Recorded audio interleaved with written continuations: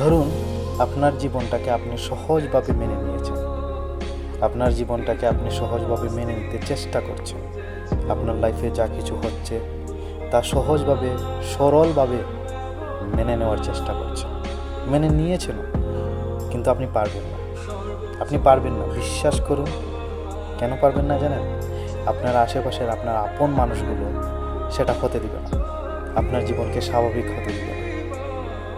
তারা আপনার উপরে এত পরিমাণের অভিযোগ করবে, শুধু অভিযোগ।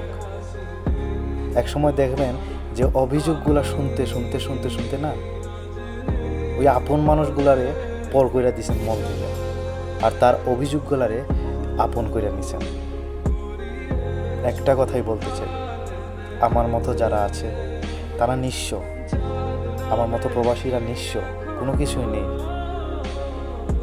এই নিঃস্ব মানুষের কোনো কিছু হারানোর ভয় থাকে না।